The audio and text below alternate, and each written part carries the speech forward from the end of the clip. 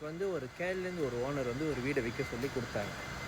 But அந்த வீட்டோட status முதல்ல கேட்டுக்குவோம். ஸோ அந்த வீட்டில் வந்து ஆல்ரெடி வந்து டேனண்ட் வந்து இருக்காங்க.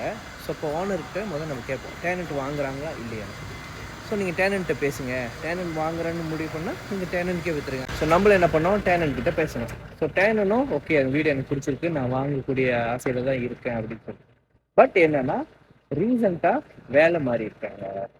ஹஸ்பண்ட் ஒய்ஃப் 2 பேருமே வேலை மாறி இருக்காங்க. ஹஸ்பண்ட் வந்து இபிஎஃப் இருந்த வேலையிலேருந்து இப்போ இபிஎஃப் இன்னும் வெட்டாத வேலைக்கு போயிருக்காரு. அதாவது 3 மாசம் ஒரு இன்டர்ன் மாதிரி சொல்லுவோம், அந்த இன்டர்ன் பீரியட். ஸோ அதுக்கப்புறம் தான் கன்ஃபர்மேஷன் பண்ணிட்டு இபிஎஃப் செக்ஸோ வெட்டுவாங்க. ஸோ அது ஹஸ்பண்டோட ப்ராப்ளம். அதே ஒய்ஃப்க்கு பார்த்தோமா, அவங்க ஒரு வேலை செஞ்சுட்டு 1 மாசம் பிரேக் எடுத்துட்டு தான் இன்னொரு வேலைக்கு போயிருக்காங்க. அது நார்மல் ஆப்ரேட்டர் கம்பெனி வேலை. ஸோ அதில் நோ இஷ்யூ. இருந்தாலும் அந்த 1 மாசம் பிரேக் வந்து பேங்க் வந்து பார்ப்பாங்க, எப்படி பேக் டு பேக் உடனே ஜாயின் பண்ணிட்டாங்களா, என்ன ரீசனுக்காக இந்த வேலையை விட்டுட்டு அந்த வேலைக்கு போயிருக்காங்கன்றதெல்லாம் ரொம்ப நோட்டீஸ் பண்ணுவாங்க. இன்க்ரிமெண்ட் ப்ராப்ளம், இன்க்ரிமெண்ட் ரீசன், ஒரு சம்பளம் உயர்வு அதெல்லாம் இருக்கிறதுனால வேலை மாறுறாங்கன்னா ஓகே.